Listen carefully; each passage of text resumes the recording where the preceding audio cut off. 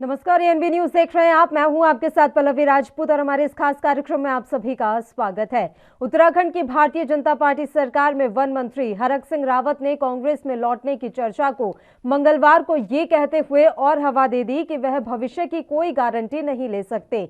उन्होंने हालांकि कहा कि उन्हें समझ में नहीं आ रहा है कि उनके पार्टी छोड़ने की अटकलें कहां से आ रही हैं। हरक सिंह बीजेपी प्रदेश अध्यक्ष मदन कौशिक के बुलावे पर उनसे मिलने भी पहुंचे और दोनों नेताओं के बीच मुलाकात 2 घंटे से अधिक समय तक चली। इस संबंध में उन्होंने संवाददाताओं से ही सवाल किया कि क्या कोई रिपोर्टर इस बात की गारंटी दे सकता है कि वह हमेशा एक ही जगह काम करता रहेगा। वहीं उत्तराखंड के पूर्व मुख्यमंत्री विजय बहुगुणा ने कहा है कि कोई चिंता की बात नहीं है। जो साथी बीजेपी में आए थे वो किसी और पार्टी में जाने की नहीं सोच रहे हैं। कुछ समय बाद और कांग्रेस के नेता भी बीजेपी में आ जाएंगे। वहीं विजय बहुगुणा ने बुधवार को मुख्यमंत्री पुष्कर सिंह धामी से भी मुलाकात की। यह मुलाकात मुख्यमंत्री आवास पर हुई। इस दौरान सियासी मसलों पर चर्चा हुई है। गौरतलब है कि इसी माह कैबिनेट मंत्री यशपाल आर्य के अपने विधायक पुत्र के साथ कांग्रेस में वापसी के बाद हरक सिंह रावत के भी कांग्रेस में लौटने की अटकलें जोरों पर हैं।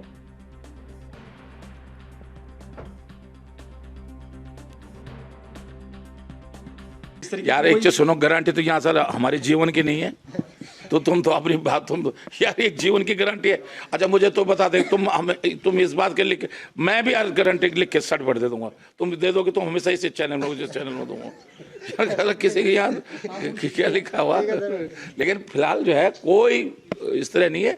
हम सब लोग मिलकर जो है भाजपा की सरकार कैसे आए इस मकसद को लेकर हम काम कर रहे हैं और एक एक दिन हम एक एक घंटा एक एक मिनट हम इस मुद्दे को लेकर आपस में चर्चा कर रहे हैं। जो हम 9 साथी कांग्रेस से अलग हुए थे उसमें यशपाल आर्य नहीं थे। जिन राजनीतिक परिस्थितियों की वजह से हमने पार्टी छोड़ी वो राजनीतिक परिस्थितियों में कोई भी परिवर्तन नहीं हुआ है। मोदी जी का नेतृत्व राष्ट्र के लिए आवश्यक है। प्रदेश का विकास केंद्र की सरकार के तालमेल के साथ है। केंद्र के साथ टकराव से हमारा विकास संभव नहीं है। हरीश रावत जी एक गुट के नेता हैं। सबको साथ लेने में अगर वो सफल होते तो आज पंजाब में कांग्रेस नहीं टूटती और उत्तराखंड में हमारे नरेंद्र तिवारी जैसे और हम लोग जैसे लोग पार्टी छोड़ के नहीं जाते। जो हमारे साथी हैं उनके जो भी इश्यूज़ हैं वो जनहित के हैं, कोई व्यक्तिगत नहीं है। और वो जो जनहित के मुद्दे होते हैं वो इसलिए थोड़ा सा चिंतित होते हैं क्योंकि अब 4 महीने में चुनाव होने वाला है।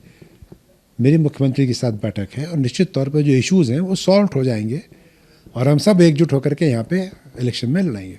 मैं विजय बहुगुणा जी से कहना चाहती हूँ, आप सूबे के पूर्व मुख्यमंत्री रह चुके हैं। बहुत बड़ा पद होता है, गरिमामयी पद होता है। अपने पद के अनुरूप बात करें। आपके बयान को सुनकर ऐसा लग रहा है कि आप पूर्व मुख्यमंत्री कम कठपुतली का नाच कराने वाले ज्यादा हैं। कौन से खेल की बात कर रहे हैं आप? लोकतंत्र और संविधान की 2016 में हत्या करने के बाद चैन नहीं आया विजय बहुगुणा जी को, जो एक बार फिर खेला करने चले हैं। अब खेल जनता करेगी आपके साथ। 2022 का इंतजार करिए जनाब, आपको सब पता चल जाएगा कि कौन खेल कर रहा है और किसके साथ खेल हो गया है। इसलिए मैं विजय बहुगुणा जी से कहना चाहती हूँ कि इतना हल्के में या अपने हाथों की कठपुतली इस लोकतंत्र को ना बनाएं और जो जनता का मत है या जनता का जो मैंडेट है उसका सम्मान करना सीखें। हरक सिंह रावत जी कह रहे हैं कि कभी भी कोई कहीं भी जा सकता है, यानी कि वो भाजपा में आए हैं और कभी भी कांग्रेस में जा सकते हैं। वहीं विजय बहुगुणा जी भी कह रहे हैं कि बहुत सारे लोग कांग्रेस से भाजपा में आने वाले हैं। हम एक ही बात कहना चाहेंगे कि भाजपा और कांग्रेस ये नाम भले ही अलग हों लेकिन ये दोनों एक ही सिक्के के 2 पहलू हैं।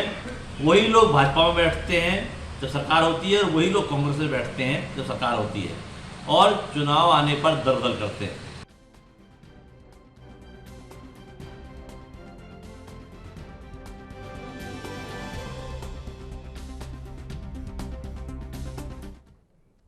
अब चलिए इस मसले पर हम चर्चा की शुरुआत कर लेते हैं। 2 मेहमान इस समय हमारे साथ लाइव जुड़ गए हैं। मेहमानों से आपका परिचय करवा देते हैं। आम आदमी पार्टी के प्रवक्ता संजय भट्ट जी इस समय हमारे साथ जुड़े हुए हैं। इनके अलावा भारतीय जनता पार्टी से इस समय संजीव वर्मा जी भी हमारे साथ लाइव जुड़ गए हैं। दोनों ही मेहमानों का स्वागत है एएनबी न्यूज पर। संजीव जी, शुरुआत आपके साथ ही कर लेते हैं। डॉक्टर हरक सिंह रावत की बीजेपी छोड़ने की जो ये अटकलें हैं वो वाकई में कहां से आई हैं, और वो लगातार कुछ इस तरह के बयान भी दे रही हैं कि इन अटकलों को हवा मिल रही है। अब जब उनसे पत्रकारों ने सवाल किया तो उन्होंने पलट के पत्रकारों से ही पूछ लिया कि आप गारंटी दे सकते हैं कि आप जिंदगी भर एक ही चैनल में काम करेंगे? इसका क्या मतलब निकाला जाए? संजीव जी।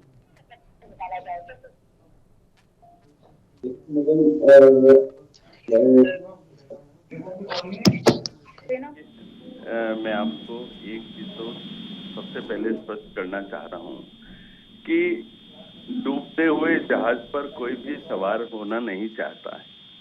और कांग्रेस इस समय जबरदस्त उठापटक उहापोह की स्थिति से गुजर रही है।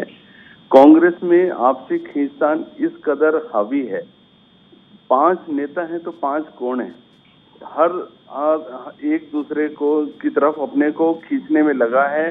कांग्रेस में एकमात्र वर्चस्व की लड़ाई है, कौन बड़ा नेता बन के रहता है, और केवल इसी बात को लेकर वहां पर द्वंद्व युद्ध छिड़ा हुआ है। सत्ता में आना तो बहुत दूर की बात है। मैं आपको विश्वास दिलाता हूं, आने वाला जो चुनाव है 2022 का, कांग्रेस इकाई में सिमटने वाली पार्टी है। अभी कुछ ही दिनों पहले पंजाब को अस्थिर करके, पंजाब में राजनीतिक संकट खड़ा करके माननीय हरीश रावत जी ने यहाँ पर वहां से पलायन किया, और पलायन करके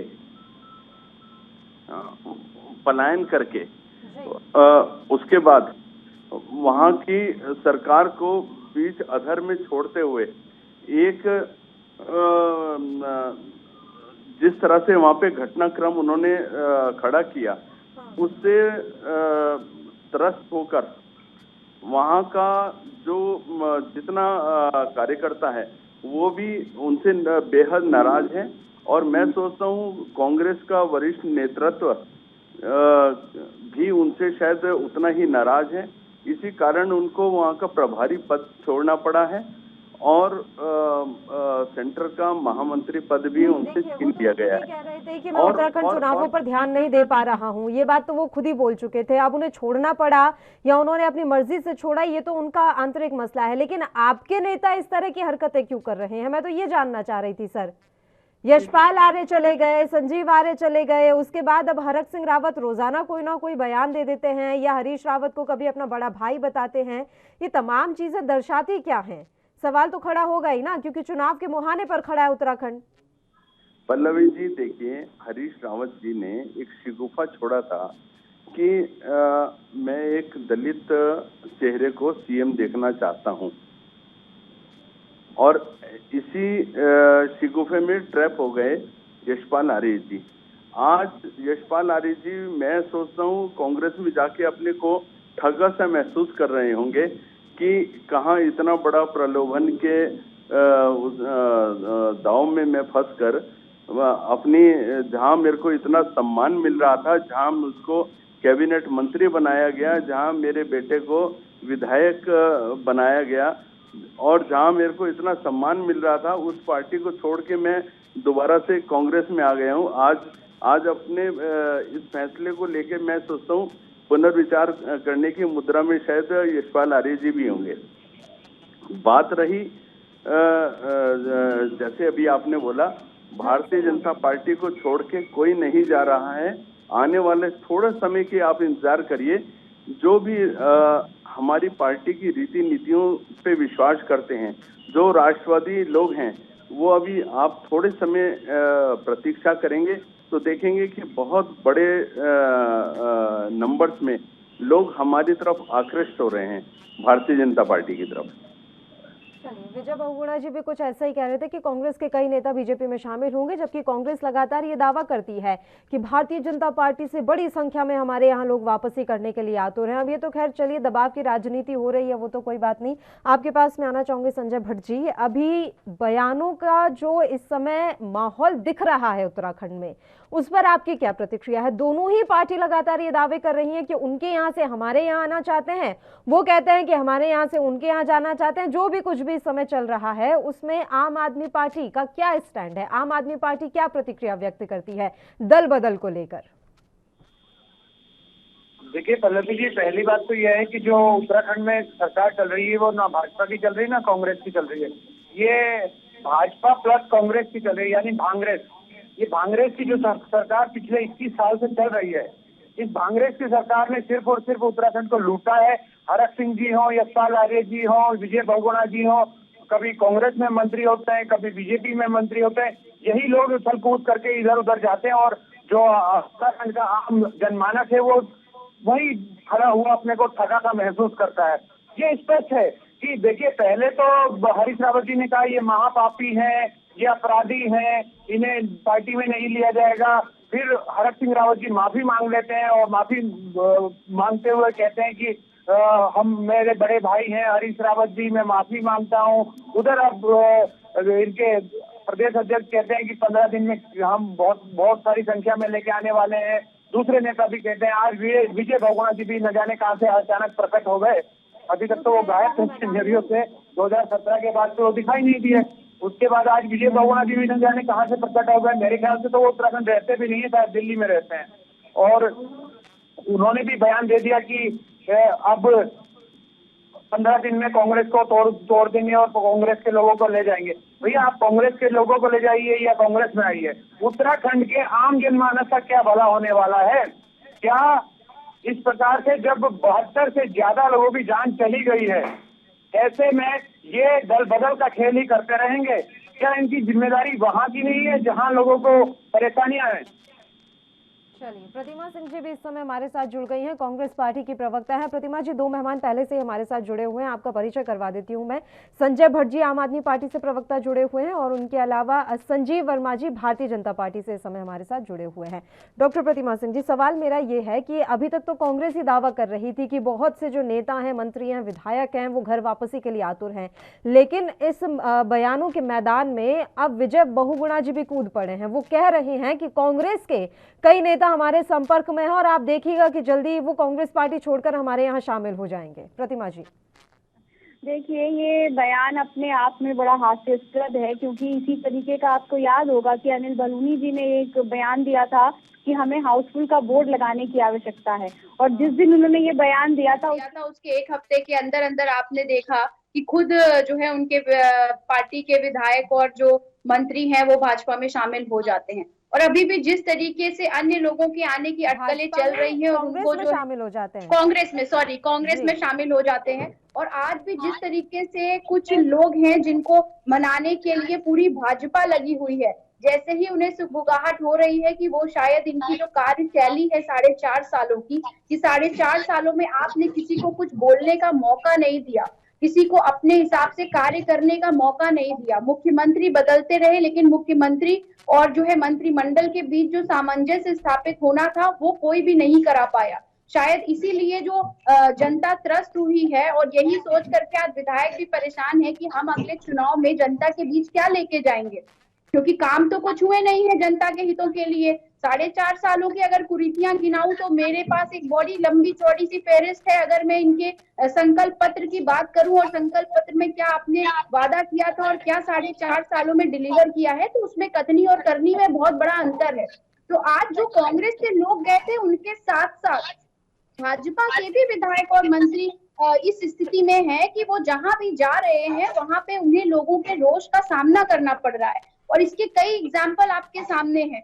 तो लोगों को इन लोगों के पास जवाब नहीं है जनता को देने के लिए कि आपने 4.5 सालों में जनता का जो आपसे विश्वास किया था 57 विधायक दे करके, वो विश्वास को पूरा करने में आप पूरी तरीके से असफल साबित हुए हैं। इसलिए लोग सोच रहे हैं कि जो डूबता हुआ जहाज है उससे हम किस तरीके से निकले, क्योंकि इस जहाज से अगर नहीं निकलेंगे तो लेकिन हालत तो आपके यहाँ पर भी ठीक नहीं है। आप देखिए ना, आपके यहाँ से भी नेताओं की नाराजगी खुलकर सामने आती है।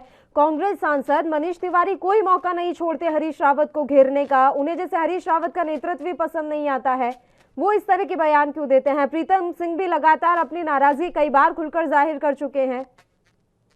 देखिए, एक बात मैं आपको यहाँ पे स्पष्ट करना चाहती हूँ कि कम से कम आप हमारे यहाँ नाराजगी सुनते तो हैं।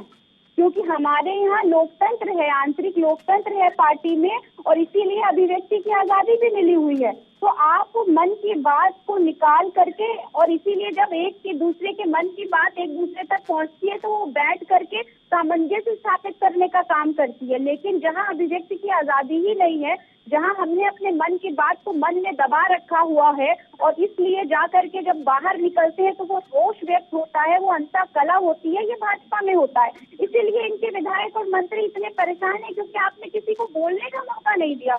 जो भी बोलता है आप उसे खामोश कर देते हो। सबसे बड़ी बात ये, कांग्रेस से जो भी लोग गए जो है भारतीय जनता पार्टी में, उन्होंने जिस तरीके से अपने आप को वहाँ पे असहज महसूस किया है, क्योंकि वो 4.5 साल आपने देखा ना कुछ बोल पाए ना कुछ कर पाए, और यही हाल भारतीय जनता पार्टी के अन्य विधायकों का है। तो आप देखिए, ये विजय बहुगुणा जी की बात एक दूसरे डायरेक्शन में जाएगी, और हमारे जो लोग गए थे उनके साथ साथ भारतीय जनता पार्टी के कई और नेता और विधायक होंगे जो कांग्रेस पार्टी में बहुत जल्द ही शामिल होंगे। अभी तो आने वाला वक्त ही बताएगा प्रतिमा जी, अभिव्यक्ति की आजादी के चक्कर में वापस लौट रहे हैं या जो मिथक चला आ रहा है, एक बार आपकी सत्ता तो एक बार उनकी सत्ता, इसलिए वापस लौट रहे हैं, सत्ता की मलाई खानी है इसलिए वापसी हो रही है, ये तो आने वाला वक्त ही बताएगा। चलिए संजीव जी, आपका रुख कर लेते हैं। अब आप ये बताइए, आप रोकेंगे कैसे इन बयानों को? रोक लीजिए। डॉक्टर हरक सिंह रावत को समझा नहीं पा रही है क्या भारतीय जनता पार्टी?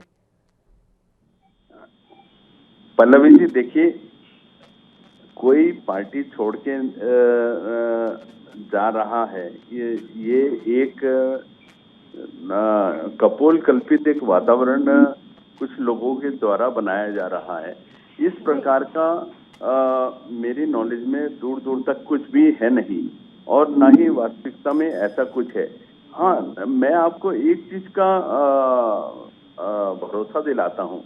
क्या आप ये बताइए, एक बीच मझधार में एक नाव खड़ी है जिसमें जिसका यही मालूम नहीं है कि चलाने वाला कौन है, और लोग क्या उसमें बैठना पसंद करेंगे? आत्महत्या करने के लिए कोई जाता नहीं है। और ये देखिए, आप बात यशपाल आर्य जी की कर रहे थे, महत्वाकांक्षा लेके आए थे, महत्वाकांक्षाएं पूरी करी। भारतीय जनता पार्टी ने उनको पूरा सम्मान दिया, उनको कैबिनेट मंत्री बनाया, उनके बेटे को विधायक बनाया, अपनी और अति महत्वाकांक्षा लेके कांग्रेस में लौट गए। हरीश रावत जी ने उनको एक शिगुफा दिखाया कि आपको सीएम का चेहरा हम घोषित करेंगे। कांग्रेस के अंदर दम है तो मुख्यमंत्री का चेहरा घोषित करें, मुख्यमंत्री का चेहरा घोषित करें। आज जिस हिसाब से कांग्रेस के अंदर एक अंतर्द्वंद की स्थिति है, मुझे ऐसा लगता है हरीश रावत जी का जो सीएम बनने का मोह है वो स्वयं भी त्याग नहीं पा रहे हैं। तो ऐसे में यशपाल आर्य जी के लिए जो उन्हें सब जुबाग दिखाए गए थे, वो क्या एक जैसे एक शिकारी को घेरने के लिए एक बाड़ा तैयार किया जाता है, शायद उसी तरह का काम हरीश रावत जी ने किया। और मैं आपको विश्वास दिलाता हूं, भारतीय जनता पार्टी अपने विकास के बूते 2016 में फिर भारतीय जनता पार्टी ने क्या दिखाया था? आपके कौन से बाण चले थे? आप ये भी थोड़ा क्लियर कर दे। नहीं, संजीव जी, मैं आपसे जानना चाह रही हूँ, हरीश रावत ने कुछ दिखाया, प्रलोभन दिया या बाण चलाया, जो भी किया, इसलिए यशपाल आर्य उनके पास चले गए। 2016 में आपने क्या चलाया था जो भारी संख्या में आपके पास आ गए सब और सरकार गिरा दी? आपने कौन सा प्रलोभन दिया था? मैडम, हमने कोई किसी प्रकार का कोई प्रलोभन नहीं दिया था। हरीश रावत जी की तानाशाही से त्रस्त होके कांग्रेस के बहुत बड़ी एक टूट हुई थी, और जिन्होंने अपना एक राजनीतिक भविष्य भारतीय जनता पार्टी में सुरक्षित देखते हुए भारतीय जनता पार्टी की सदस्यता ग्रहण करी, और कांग्रेस से वो लोग नाराज थे। कांग्रेस के अंदर वो अपने आप को घुटन महसूस कर रहे थे। उस घुटन से निकलते हुए जिन लोगों के बारे में आप बात कर रहे हैं ना कि उन्होंने भविष्य की चिंता करते हुए, भविष्य की सुरक्षा देखते हुए भारतीय जनता पार्टी थामी, अब वही लोग ये बात कह रहे हैं कि भविष्य की क्या गारंटी है? गारंटी तो जीवन की नहीं है। अब वही लोग ये भी बयान दे रहे हैं। तो आप सोचिएगा कि कौन सी सुरक्षा और कौन सी भविष्य की चिंता उन लोगों को सता रही थी। बताइए प्रतिमा जी, उसके बाद मैं आपका रुख करूंगी संजय जी। प्रतिमा सिंह जी, देखिए, दिक्कत ये है भारतीय जनता पार्टी के लोगों के साथ कि उनको दूसरों के घर में झांकने की बहुत आदत है और यही ये करते आए हैं। कभी 4 साल आपने सत्ता चलाई और उसके बाद जो है आपने त्रिवेंद्र सिंह रावत को अचानक से विधानसभा चल रही थी बुला करके और हटा दिया। फिर आपने तीरथ सिंह रावत पे जो है एक वो करने की कोशिश की, एक्सपेरिमेंट करने की कोशिश की, और जब उससे भी आपको लगा कि आपने जो कुकर्म किए हैं 4 सालों में वो नहीं सधेंगे, तो आपने 3 महीने बाद उन्हें भी हटा दिया। अब आप पुष्कर सिंह धामी जी को लेके आए हैं। तो आपका जो अंता कला और अंता विरोध है ये जनता के समक्ष है। तो कांग्रेस पार्टी की बात ना करें कि कौन हमारे यहाँ क्या अंता कला है, क्या विरोध है, किसे सीएम बनना है और कौन जो है नौका के जो है कहते हैं खेवैया है, उससे ही विहीन है। हमें पता है कि जब हम ये 2022 का रण जीत लेंगे तो हमारे पास कई खेवैया हैं जो पूरे 5 साल की जो सरकार है उसको पार लगाने का काम करेगी। और ये फैसला कांग्रेस पार्टी में जब हम जीतेंगे तो विधायक दल के नेता करेंगे, आला कमान करेंगी, हमारी राष्ट्रीय अध्यक्ष सोनिया गांधी जी करेंगी। अभी हरीश रावत ऑफिशियल नहीं है, हरीश रावत ऑफिशियल नहीं है ना प्रतिमा जी। मान लेना कि हरीश रावत मुख्यमंत्री चेहरा नहीं है कांग्रेस की तरफ से। देखिए एक बात समझिए, मैंने आपसे कई बार ये बात बोली है कि कांग्रेस पार्टी का आप इतिहास उठा के देख लीजिए, हमने कभी किसी के चेहरे पे चुनाव नहीं लड़ा। संयुक्त नेतृत्व में चुनाव लड़ा जाएगा और ये हमारे प्रभारी जी देवेंद्र यादव जी भी कई बार इस बात को स्पष्ट कर चुके हैं कि संयुक्त रूप से उत्तराखंड में चुनाव लड़ा जाएगा। चुनाव जीतने के बाद हम प्रदेश का नेतृत्व और आला कमान बैठ करके ये निर्णय लेंगे कि कौन मुख्यमंत्री बनेगा कौन नहीं। लेकिन एक बात मैं जनता को विश्वास जरूर दिलाना चाहती हूँ आपके चैनल के माध्यम से कि हम 5 साल तक एक स्थिर सरकार देंगे। हमें 3 या 4 मुख्यमंत्री बदलने की आवश्यकता नहीं पड़ेगी। तो इसलिए भारतीय जनता पार्टी अपने गिरेबान में झांकती रहे, दूसरों के घर में झांका ताकी करने से प्रचंड बहुमत के बावजूद भी आपको 3 मुख्यमंत्री बदलने पड़ गए। और मुझे तो शक था 2 महीने पहले तक जिस तरीके से आपने खुद पता होगा, आपको गणेश जोशी जी ने पुष्कर धामी को पूर्व मुख्यमंत्री बता दिया था मसूरी में एक प्रोग्राम में, तो बड़ी हलचलें भी मची थी कि ऐसा तो नहीं है आप प्रदेश को 4था मुख्यमंत्री भी मिलने वाला है। तो अपना घर संभाल के रखिए, दूसरों के घर वालों को पता है कि उन्हें अपना घर कैसे चलाना है। चलिए, लेकिन उनकी चीजें खुलकर सामने नहीं आती हैं जो उन्हें नुकसान नहीं पहुंचाती है। 3 मुख्यमंत्री बदल गए लेकिन किसी भी एक मुख्यमंत्री ने पूर्व लगने के बाद इस तरह की कोई बयानबाजी नहीं की जिससे उनकी पार्टी को नुकसान पहुंचे या फिर अंतरकलह वाली चीजें खुलकर सामने आ जाएं। अब आपकी बारी है, बताइए संजय भट्ट जी। जी सर रखिए, आप अपनी बात रखिए। दोनों पक्षों की बात आप सुन चुके हैं और दल बदल वाली जो बात है वो अभी भी खुलकर सामने आ रही है कि देखिए अभी भी ऐसा हो सकता है कि कोई इधर से उधर चला जाए। नहीं देखिए, ये तो संभव है, इधर से इधर जाना। दोनों पार्टी के लोग कोई अलग अलग थोड़ी ना है, एक ही लोग तो हैं। वही लुटेरे हैं, वही चोर हैं, वही भ्रष्टाचारी हैं जो कभी इस पार्टी में मंत्री बनते हैं, कभी उस पार्टी की सरकार में मंत्री बनते हैं। पिछले 5 साल से किया क्या सरकार ने? क्या जो स्कूलों की हालत खराब थी वो ठीक हो गई? क्या स्वास्थ्य की हालत जो खराब थी वो ठीक हो गई?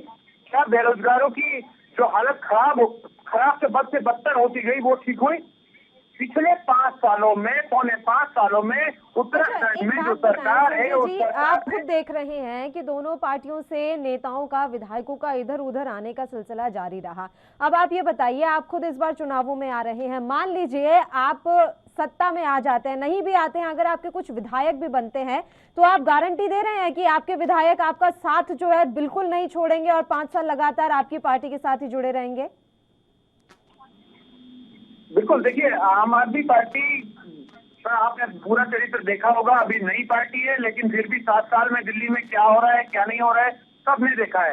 जनता एक बार आम आदमी पार्टी को चुन देती है तो उसके बाद दिल्ली में जैसे 3 मुख्यमंत्री बीजेपी के रहे, 3 मुख्यमंत्री कांग्रेस के रहे, वो सब खत्म हो गया दिल्ली में। सिर्फ और सिर्फ आम आदमी पार्टी, आम आदमी पार्टी, आम आदमी पार्टी। तीसरी बार मुख्यमंत्री अरविंद केजरीवाल जी बने। क्यों बने? क्योंकि जनता का लगातार काम कर रहे, जनता के हित का काम कर रहे, जनता की भलाई का काम कर रहे हैं, शिक्षा पे बहुत अच्छा काम कर रहे हैं और स्वास्थ्य पे बहुत अच्छा काम कर रहे हैं। ये सब काम करने के कारण ही जनता उन्हें लगातार चुन रही है। जबकि उत्तराखंड की जनता ने कांग्रेस की सरकार को उखाड़ फेंका, क्योंकि उन्होंने भ्रष्टाचार करा, लूट करा। फिर उनके पास विकल्प था बीजेपी की सरकार ले आए, फिर बीजेपी की सरकार को भी उखाड़ फेंका क्योंकि उन्होंने भ्रष्टाचार करा, उत्तराखंड को लूटा, कोई विकास का काम नहीं किया, कहीं गाँव में सड़कें नहीं पहुंची, गांव से पलायन नहीं रुका, गांव में शिक्षा नहीं पहुंची, गांव में स्वास्थ्य नहीं पहुंचा। आपको लग रहा है कांग्रेस को गया क्योंकि विकल्प नहीं था। यूकेडी था तो सर, यूकेडी तो बहुत पुरानी पार्टी है ना। देखिए, उत्तराखंड क्रांति दल विकल्प नहीं बन पाया। उत्तराखंड क्रांति दल के अगर 4 विधायक आए, फिर 3 आए, फिर, लेकिन उत्तराखंड क्रांति दल ने गलती की कि जब उनके 3 विधायक आए, वो भारतीय जनता पार्टी की सरकार में शामिल हो गए और मंत्री बन गए। और बाद में यही तो मैं पूछ रही हूँ, आपके आकर तो ऐसा नहीं करेंगे? आपके भी आकर कहीं भारतीय जनता पार्टी में चले जाए या कांग्रेस में चले जाए और कुछ बन जाए वहां जाकर? नहीं, देखिए, आम आदमी पार्टी का बिल्कुल एक सीधा उद्देश्य है कि जनहित के काम करने, जनता का काम करना है। और तो उत्तराखंड का नवनिर्माण जिस प्रकार से हम चल रहे हैं, उत्तराखंड में लोग हाथों हाथ आम आदमी पार्टी को ले रहे हैं। आप ये सोचिए ना, 3.5 लाख बेरोजगारों ने केजरीवाल रोजगार गारंटी में अपना रजिस्ट्रेशन करवा लिया है। क्यों करवाया है? क्योंकि बेरोजगार हैं, उनको आशा है आम आदमी पार्टी से। तो बचा लो, आज तक विकल्प नहीं था, विकल्प मिला हमें। जी, अपनी गारंटी तो बचा लो। बताइए प्रतिमा जी, बताइए। अपनी क्या कहा संजीव जी? मेरे भाई, वो कह रहे हैं अपनी जमानत बचा लेना, ये बोल रहे हैं वो। जमानत तो देखिए, आप जमानत तो उनकी बताइए जो आप आपदा घोटाला का वाले मुख्यमंत्री आज आपने पेश किए और उनको बयान दिलाया, उनकी जमानत के बारे में बताइए। यशपाल लारी पे आपने आरोप लगाया NH-74 घोटाले का, फिर उसने 5 साल मंत्री बना के रखा, उनकी जमानत के बारे में बताइए। इन सब की बात बताइए। और कांग्रेस और भारतीय जनता पार्टी बताए कि कर्मचारी बोर्ड घोटाला हरक सिंह रावत जी पे जो आरोप है वो हुआ है कि नहीं है। कांग्रेस और भारतीय जनता पार्टी दोनों रिएक्शन ले लेता है प्रतिमा सिंह जी से। बताइए प्रतिमा सिंह जी।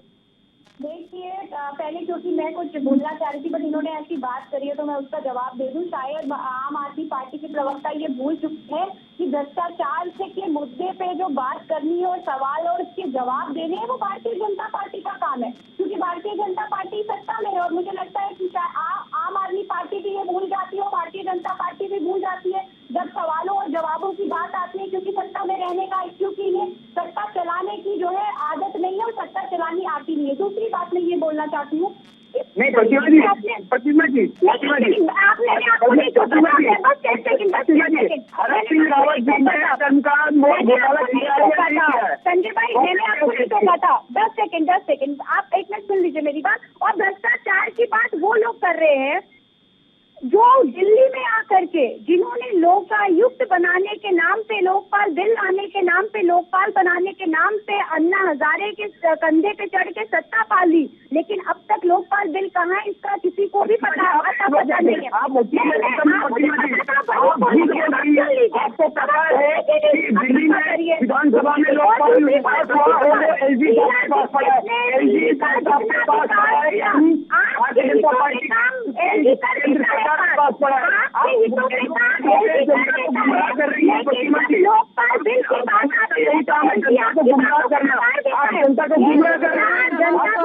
दोनों ही मेहमानों को मैं यहाँ रोकना चाहूंगी क्योंकि समय की कमी है। आप तीनों का शुक्रिया तमाम चर्चा करने के लिए आप हमारे साथ जुड़े। तो आपको बता दें कि उत्तराखंड की राजनीति में इस समय दल बदल की सियासत हावी हो रही है। लगातार कांग्रेस और भारतीय जनता पार्टी ये दावा कर रही है कि दोनों ही पार्टियों के जो नेता हैं वो उन्हीं के यहाँ टिकने वाले हैं, लेकिन कांग्रेस का अब ये दावा है कि भारतीय जनता पार्टी से जल्द ही बहुत बड़े मंत्री और विधायक उनकी पार्टी में शामिल हो जाएंगे। अब देखने वाली बात रहेगी हरक सिंह रावत जिस तरह के बयान दे रहे हैं, क्या वो वाकई में जल्दी भारतीय जनता पार्टी छोड़ने वाले हैं। इसी के साथ इस बुलेटिन में इतना ही। मुझे दीजिए इजाजत। देश और प्रदेश के तमाम ताजा खबरों के लिए आप देखते रहिए ANB न्यूज। नमस्कार।